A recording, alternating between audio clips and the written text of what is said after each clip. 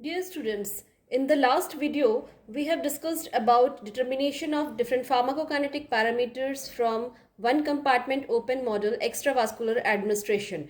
We have determined C max, T max, and then also Ka and Ke, that is absorption rate constant and elimination rate constant from the method of residuals. Now, in this lecture, we will discuss about Wagner-Nelson method. So the question arises, what is the use of this Wagner-Nelson method? This Wagner-Nelson method that is used for the estimation of Ka, that means the absorption rate constant.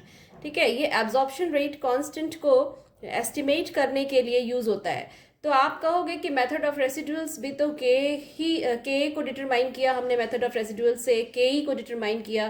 Then what is the difference? इसमें ये difference है that it doesn't require the assumption of zero order और first order absorption. अभी तक हम लोगों ने देखा था कि हमने चाहे वन कंपार्टमेंट आईवी निकाला, one compartment open model IV bolus, IV infusion या फिर एक्स्ट्रावास्कुलर एडमिनिस्ट्रेशन के लिए हमने निकाला, तो वो सभी में उन सभी में हमको एज्यूम करना पड़ा कि whether it is first order absorption और first order zero order absorption. लेकिन यहाँ पर वैगनर-नेल्सन मेथड में ये एजम्पशन करने की ज़रूरत नहीं पड़ती है. पहला ही पॉइंट है इसका कि it doesn't require the assumption of zero order और first order absorption. That means यहाँ पे ऑर्डर से डिफरेंट है, ऑर्डर रखने की ज़रूरत नहीं पड़ती है. दूसरा, इसमें फिर हम करते कैसे हैं? नाउ देयर के A is determined from the percentage of drug unabsorbed versus time plots. मतलब इसमें हम के कैसे निकालते हैं? हम ये निकालते हैं कि कितना परसेंट ड्रग अब अनएब्जॉर्ब बचा है, या fraction of the percentage of drug that is still unabsorbed, और टाइम के अगेंस्ट प्लॉट करते हैं, ग्राफ प्लॉट करते हैं, और उससे फिर हम के डिटरमाइन करते हैं. तो चलिए आगे बढ़ते हैं और देखते हैं कि इसको हम कैसे डिटरमाइन करते हैं. Suppose x A that is the amount of drug absorb into the systemic circulation. ठीक है, मतलब एक्स ए वो अमाउंट है जो कि सिस्टेमिक सर्कुलेशन में एब्जॉर्ब हो चुका है. X that is the amount of the drug in the body, that means at present it is in the body, x amount is present inside in the body.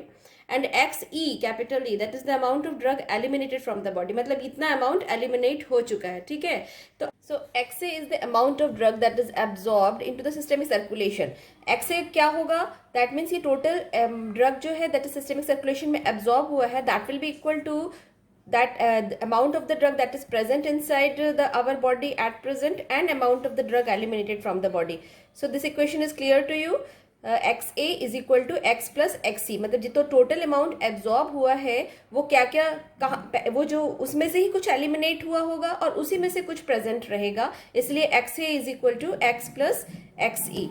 Now we know that X is equal to what? X is equal to VDC. ठीक है, तो हम x की जगह पे VDC लिख सकते हैं, और XE that is the amount being eliminated from the body that is equal to KEVD AUC, limit लेंगे 0 to T.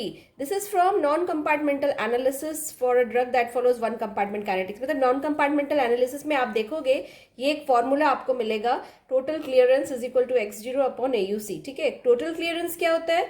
टोटल क्लियरेंस का फॉर्मूला होता है CLT is equal to KEVD.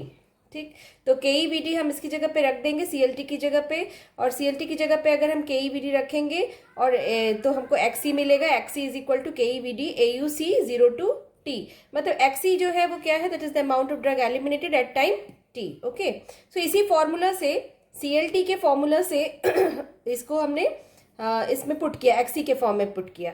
ठीक, तो हमको x की वैल्यू पता चल गई, x is equal to VDC. XE की वैल्यू पता चल गई, KEVD AUC 0 to T. ये चीज़ें ये इसी फॉर्मूलाज पे बेस्ड है, ये आप देख लीजिए एक बार. ये CLT है, CLT is equal to X0 upon AUC. ये IV बोलस की केस में होता है, और ये इस तरीके से भी लिखा सकता है, CLT is equal to XE upon AUC. So XE is equal to CLT into AUC, और since CLT is KEVD, so इसको ऐसे भी लिखा जा सकता है. तो आपके पास दो वैल्यूज आ गई है, x की वैल्यूज आ गई है और XE की वैल्यू आ गई है. इन दोनों को हम इस इक्वेशन में पुट करेंगे. Now putting the value of the x and XE in this equation, हमको ये मिला XA is equal to VDC plus KEVD AUC 0 to T. Total amount of drug absorbed into the systemic circulation from time 0 to infinity. अभी तक हम कहाँ तक ले रहे थे? 0 to टाइम T. अब हमको अगर 0 to इन्फिनिटी तक चाहिए तो we will denote it like this, XA infinite that will be equal to VDC infinite. C infinite क्या है? C infinite plasma concentration at time t, when time is infinite. ठीक है, उस कंडीशन में C infinite, that is the plasma concentration at infinite time, KEVD AUC, और यहाँ पे जहाँ जहाँ पे T का रखना था वहाँ पे हम इन्फिनाइट टर्म रख देंगे. ठीक है, अब आपको मालूम है कि ओरल के केस में अगर इन्फिनाइट टाइम के बाद हम प्लाज्मा कंसंट्रेशन चेक करेंगे तो क्या आएगा, zero, almost zero. So at time T infinite, C infinite will be zero. ठीक है, so X A infinite will be what, X A infinite will be, देखिए यहाँ पर सी इन्फिनाइट जीरो हो गया तो ये पूरा टर्म जीरो हो गया. अब बचा आपके पास सिर्फ ये टर्म, ठीक, KEVD AUC zero to infinite. ठीक है, ये टर्म बच गया. तो अब आपके पास दो वैल्यूज आ गई. एक हो गया X A infinite, that means the amount of drug that is being absorbed inside the body at infinite time, और दूसरा आपको मिल गया amount of drug that is absorbed at time T.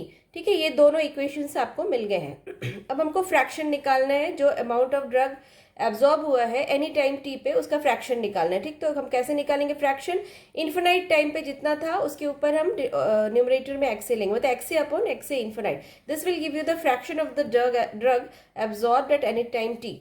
ठीक है, तो ये दोनों इक्वेशंस हमने इसमें जस्ट पुट किया है यहाँ पर. अब आप इसमें देखेंगे VD जो है वो ऊपर नीचे दोनों में कॉमन है, इसलिए VD टर्म यहाँ से हट गया. बचा क्या, C plus KE AUC zero to T और KE AUC zero to infinite. ठीक, तो ये जो है ये क्या है, मतलब इतना फ्रैक्शन ड्रग का, टोटल ड्रग का इतना फ्रैक्शन जो है that is absorbed at any time T. अब इसको अगर हम परसेंटेज में कन्वर्ट करें तो परसेंटेज में कन्वर्ट करने के लिए क्या करना पड़ेगा, मल्टीप्लाइड बाई 100. बट ये तो एब्जॉर्ब हुआ, तो अनएब्जॉर्ब कितना हुआ, तो फ्रैक्शन टोटल, अगर हम फ्रैक्शन को टोटल फ्रैक्शन को समेशन करेंगे तो that will be equal to 1. So इसीलिए टोटल में से जितना एब्जॉर्ब हो गया उसको अगर हम माइनस कर दिए तो बचा क्या, unabsorb. So percentage of drug, amount of drug remaining to be absorb that will be equal to 1 minus this. मतलब 1 में से अगर हम एब्जॉर्ब्ड को माइनस कर दिए तो बचा क्या, अनएब्जॉर्ब. तो ये अनएब्जॉर्ब ड्रग बता रहा है, इसका परसेंटेज निकाल रहे हैं तो इसको मल्टीप्लाइड बाई 100 करेंगे. This is the percentage of drug unabsorbed at any time T. ठीक, तो यहाँ पर 1 minus X A upon x से इन्फिनाइट की वैल्यू हमको यहाँ से मिली हुई है, इसको हमने यहाँ पे सिर्फ पुट किया है एंड पुट करने के बाद उसको 100 से मल्टीप्लाई किया है. ठीक है, तो यहाँ तक तो आपको समझ में आ रहा होगा कि हमने क्या निकाला है एक्चुअली, इसमें कितना परसेंट ड्रग अनएब्जॉर्ब्ड है किसी भी टाइम टी पर. ठीक है, ये हमने निकाल लिया. अब हम लोग थोड़े से इक्वेशंस को चेंज करेंगे. अब आपको मालूम है कि एक्स्ट्रावास्कुलर के केस में X A is equal to F X zero E to the power minus K E T. ठीक है, फर्स्ट ऑर्डर जहाँ पे फॉलो होता है वहाँ पे इस तरीके का एक मोनो एक्सपोनेंशियल इक्वेशन आता है जिसमें कि this is the amount of unabsorbed drug and this is the total amount of drug that is finally getting absorbed, fraction of the IV dose और maximum amount of drug that can be absorbed orally. ठीक है, F X zero, और के क्या है, के is the absorption rate constant. This is a mono exponential equation. इस तरीके से भी हम लिखे थे, आपको याद होगा जब हमने एक्स्ट्रावास्कुलर स्टार्ट किया था उसमें हमने ये इक्वेशन बताया था आपको. ठीक है, तो X A upon F X zero को हम इस तरीके से लिख सकते हैं, E to the power minus K T. इसी इक्वेशन से ये आया है. ठीक, और X A upon F X zero क्या है, this is the fraction of the drug remaining to be absorbed. मतलब ये अभी बचा हुआ है एब्जॉर्ब होने के लिए, क्योंकि एक्स ए क्या है, किसी भी टाइम पे कितना अमाउंट ऑफ ड्रग अनएब्जॉर्ब रहा वो, और ये टोटल अमाउंट जो कि एब्जॉर्ब होना था. तो इसका अगर हम फ्रैक्शन लेंगे तो ये अभी एब्जॉर्ब होना बचा है. ठीक है, amount remaining to be absorb. ठीक है, और तो X A upon F X zero is equal to, मतलब ये और वो पहला वाला जो पिछले अभी जो जस्ट मैंने इक्वेशन बताया, मतलब ये दोनों ऑलमोस्ट सेम है. यहाँ पे परसेंटेज में है, अगर हम परसेंट को इग्नोर करें तो amount remaining to be absorb that is equal to 1 minus X A upon X A infinite. ये ठीक है, ये वाला इक्वेशन और ये दोनों सेम है. दिस वन, क्योंकि ये दोनों डिनोट क्या कर रहा है कि ये जो फ्रैक्शन ऑफ द ड्रग है that is remaining to be absorb, ये दोनों एक ही चीज डिनोट कर रहा है. So this will be equal to this one. ठीक है, X A upon F X not is equal to 1 minus X A upon X A infinite. ठीक, ये दोनों इक्वल है. दोनों तरफ हम लॉग ले लेंगे, तो log of X A upon F X zero is equal to, इसका लॉग अगर हम लेंगे, किसका लिया हमने, इस इक्वेशन का लॉग लिया, फोर्थ इक्वेशन को लॉग लिया, तो लॉग में अगर हमने कन्वर्ट किया तो ये इक्वेशन आया. ठीक, अब इसकी जगह पे x A upon F X zero की जगह पे हम इसको लिख सकते हैं तो इसको हमने पुट कर दिया यहाँ पे, बाकी सब पूरा इक्वेशन वही है. Now this is what, this is a linear equation. Okay, this is a linear equation. इसमें y एक्सिस पे हम इसको प्लॉट करेंगे. This is the log of fraction of the drug remaining to be absorbed. ठीक, और x axis पे क्या है, टाइम है. स्लोप क्या दे रहा है हमको, k. तो इससे हमको स्लोप निकल जाएगा. तो आपको वैगनर नेल्सन मेथड में यही पता करना था कि k क्या पता करना था, k निकालना था.